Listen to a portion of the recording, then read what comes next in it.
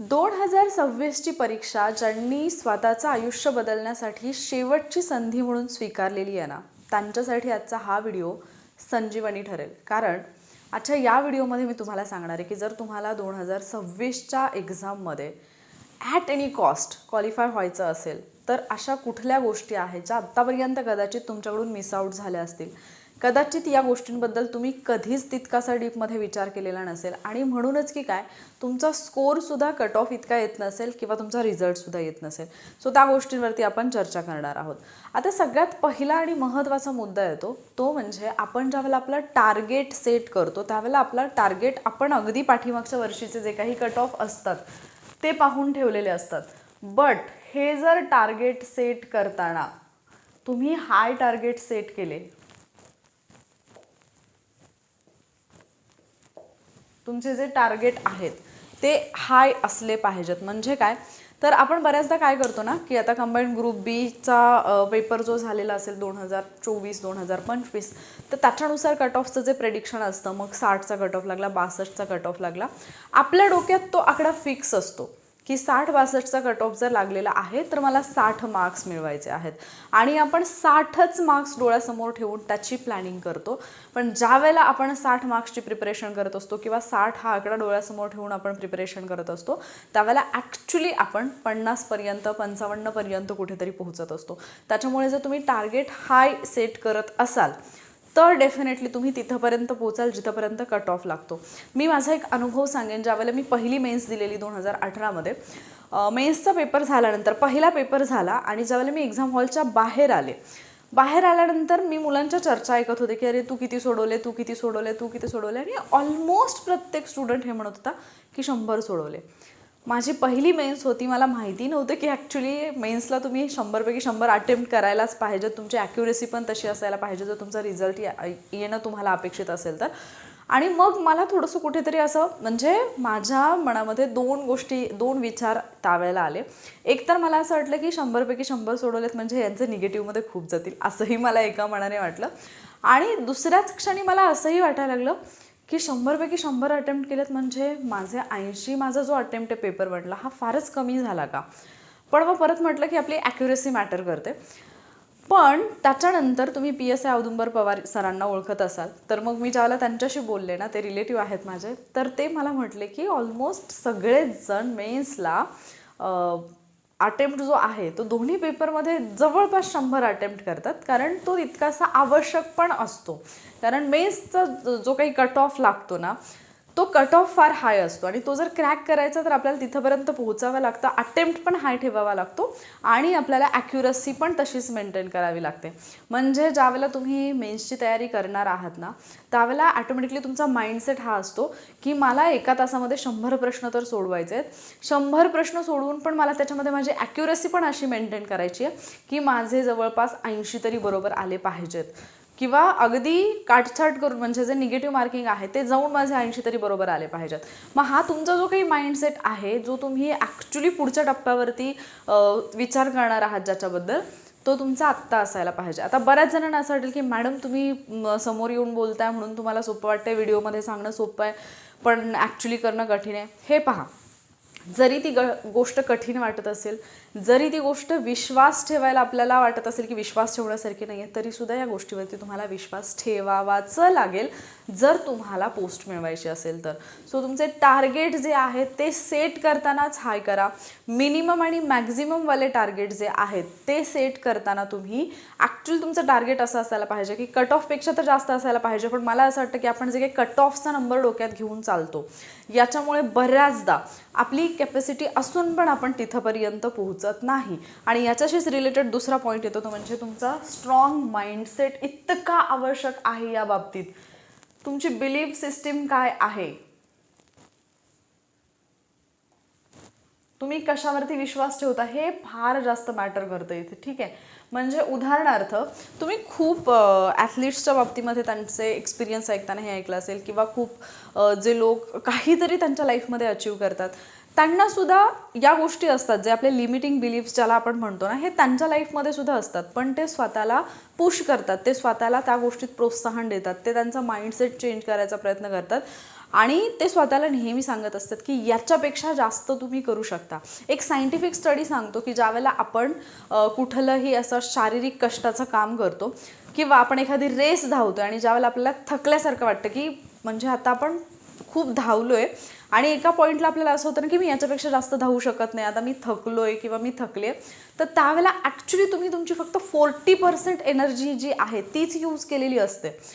म्हणजे तुमच्याकडे 60% एनर्जी अजूनही असताना तुमचा ब्रेन तुम्हाला हा सिग्नल देत असतो की तुझी बॉडी थकलेली आहे, याच्या पुढे तू धावू शकणार नाही.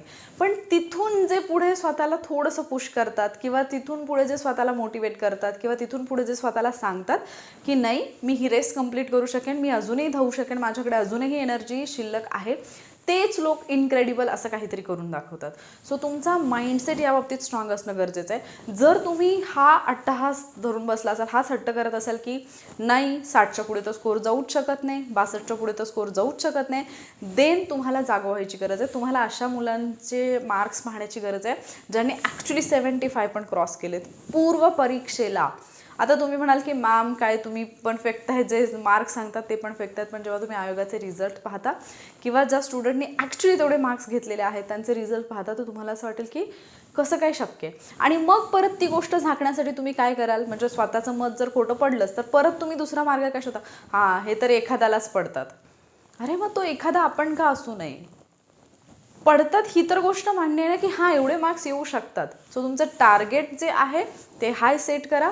दुसरी गोष्ट, तुमचा माइंडसेट जो आहे तो इतका स्ट्रॉंग असायला पाहिजे. एक गोष्ट फक्त स्वतःला सांगा, तुम्ही जर विश्वास ठेवला, तुम्ही जर मान्य केलं तर तुमच्यासाठी सगळं काही शक्य आहे, अदरवाईज सगळं काही अशक्य आहे. मग आता हे तुमच्या बिलीफ सिस्टीमवरती आहे की तुम्ही काय करताय. आणि सगळ्यात महत्त्वाची आणि तिसरी गोष्ट येते ती म्हणजे तुम्ही जो काही स्टडी करताय तो करताना जर तुम्ही विथ स्ट्रेस करत असाल तर फार शक्यता आहे की तुमचा स्टडी तुम्हाला तितकंसं आउटपुट देत नाही, तुमची प्रोडक्टिव्हिटी कमी होते. त्याच्यामुळे थोडक्यात स्ट्रेस फ्री राहून अभ्यास करण्याचा प्रयत्न करा. ठीक आहे.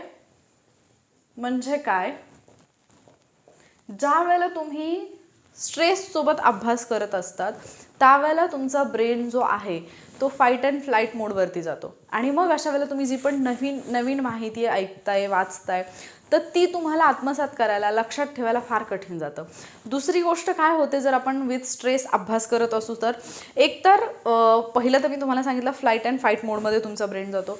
तुम्हाला शारीरिक थकव्याची लक्षणं जाणवायला लागतात, जसं की डोकं दुखायला लागतं, चिडचिड व्हायला लागते, जे काही तुम्ही वाचताय ते तुमच्या मेंदूत घुसतच नाही आणि याच्यामुळे तुम्हाला त्या अभ्यासाबद्दल इतका थकवा येतो की त्याच्यातला इंटरेस्ट सगळा निघून जातो. आणि सगळ्यात महत्त्वाचा तिसरा मुद्दा म्हणजे एकाग्रता, तुमचं कॉन्सन्ट्रेशन बिलकुल होत नाही जर तुम्ही स्ट्रेससोबत अभ्यास करत असाल. तुमच्या लाईफमध्ये 1000 प्रॉब्लेम्स आहेत, मान्य आहे. तुम्हाला ही पोस्ट काढणं खूप गरजेचं आहे, मान्य आहे.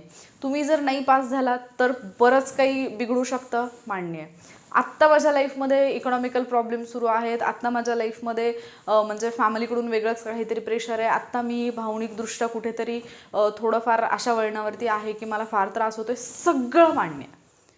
पण ज्या वेळेला पुस्तक समोर येते त्या स्ट्रेसला बाय बाय करा. ज्या वेळेला पुस्तक समोर आहे, ज्या वेळेला अभ्यास करताय, ज्या वेळेला क्वेश्चन पेपर सोडवताय, जे पण तुम्ही तुमच्या स्टडी रिलेटेड करताय त्यावेळेला हा सगळा जो काही डोक्यामध्ये चाललेला गोंधळ आहे तो एका बाजूला ठेवून द्या, तर कुठेतरी प्रोडक्टिव्ह स्टडी होईल. ज्यावेळेला तुम्ही स्ट्रेस फ्री अभ्यास करायला लागतात तुमचं कॉन्सन्ट्रेशन भयानक वाढतं. दुसरी गोष्ट, ज्यावेळेला तुमचं कॉन्सन्ट्रेशन वाढतं, तुम्ही कितीही अवघड कन्सेप्ट वाचत असाल, अभ्यासत असाल तरीसुद्धा त्या तुम्हाला समजायला लागतात आणि त्याच्याही पुढे जाऊन त्या गोष्टी तुमच्या लक्षात राहायला लागतात. आणि तिसरा मुद्दा, जर तुम्ही स्ट्रेस फ्री अभ्यास करत असाल तर तुमचे यशस्वी होण्याचे, एक्झाममध्ये चांगले मार्क्स येण्याचे, एक्झाममध्ये सगळा कंटेंट आठवण्याचे चान्सेस हे जास्त वाढतात, कारण त्या गोष्टी तुमच्या लॉंग टर्म मेमरीमध्ये जातात. आणि म्हणून मग एकतर टार्गेट हाय सेट करा, त्याच्यावरती विश्वास ठेवा की हे टार्गेट अचिवेबल आहे. जर तुम्हाला असं वाटत असेल की मी 60च्या पुढे जाऊच शकत नाही, जगातला कितीही तज्ज्ञ, हुशार आणि अगदी कसलाही शिक्षक तुमच्या पुढे आणून उभा केला, तुम्ही कधीच 60च्या पुढे जाऊ शकत नाही. तुमचा माइंडसेट काय आहे, तुमची बिलीफ सिस्टीम काय ही फार मॅटर करते. सो आत्तापासून त्या गोष्टीवरती काम करायला सुरुवात करा की येस मी हे करू शकतो किंवा मी तेवढे मार्क्स मिळवू शकतो आणि त्या आकड्यामध्ये अडकून पडू नका. मी अगेन सांगते, तुम्ही कट ऑफ 60पर्यंत आहे, कट ऑफ 55पर्यंत आहे, माझ्या कास्टचं 40च आहे, याच्यामध्ये जर पडाल तर तुम्ही कधीच या चक्रव्यूहातून बाहेर नाही पडणार, तुम्ही तिथेच गुंतून पडाल. त्याच्यामुळे स्वतःला एकतर सांगा की तुम्हाला हाय टार्गेट सेट करायचं आहे, तुमचा माइंडसेट स्ट्रॉंग ठेवायचा आहे आणि ते माझ्यासाठी शक्य हे स्वतःला पटवून द्यायचं आहे आणि मग स्ट्रेस फ्री अभ्यास करण्यासाठी त्या दिशेने वाटचाल करायची. आणि या सगळ्या गोष्टींसाठी तुम्हाला म्हणजे तुम्ही स्वतःहून तर कराच, ऑब्व्हियसली आपल्या चॅनलवरचे व्हिडिओज बाकी तुम्ही ज्यांना पण फॉलो करत असाल ते लोक तुम्हाला या गोष्टीमध्ये डेफिनेटली हेल्प करतील. पण जर तरीही तुम्हाला स्टक झाल्यासारखं वाटत असेल किंवा एक्झॅक्टली दिशा मिळत नसेल तर तुम्ही आपलं जे चॅलेंज आहे 2026साठीचं प्रूव्ह युअर सेल्फ चॅलेंज, ते चॅलेंज मी 140 डेजसाठी घेत आहे, कंबाईंड पूर्व परीक्षा 2026 आणि तसंच ते कंबाईंड ग्रुप बी सोबतच कंबाईंड ग्रुप सी साठी सुद्धा हेल्पफुल राहील असं हे चॅलेंज मी घेऊन येत आहे. सो त्याचे डिटेल्स मी ऑलरेडी व्हिडिओमध्ये दिलेत, लिंक तुम्हाला एंड स्क्रीनला मिळेल. जर तुम्हाला वाटत असेल की आवश्यकता आहे तर तुम्ही ते चॅलेंज जॉईन करू शकता. अदरवाईज तुमचे टार्गेट सेट करून ते फॉलो करायचा प्रयत्न करा आणि तुमच्या ड्रीम पोस्टपर्यंत आणि तुमच्या लाईफचं जे काही अल्टिमेट गोल आहे त्याच्यापर्यंत पोहोचण्याचा प्रयत्न करा. ठीक आहे, मला आशा आहे की या व्हिडिओनी तुम्हाला डेफिनेटली हेल्प केली असेल बऱ्याचशा गोष्टी समजण्यासाठी किंवा आत्तापर्यंत आपल्या अभ्यासाचं आउटपुट आपल्याला का मिळत नाही आहे हे समजण्यासाठी.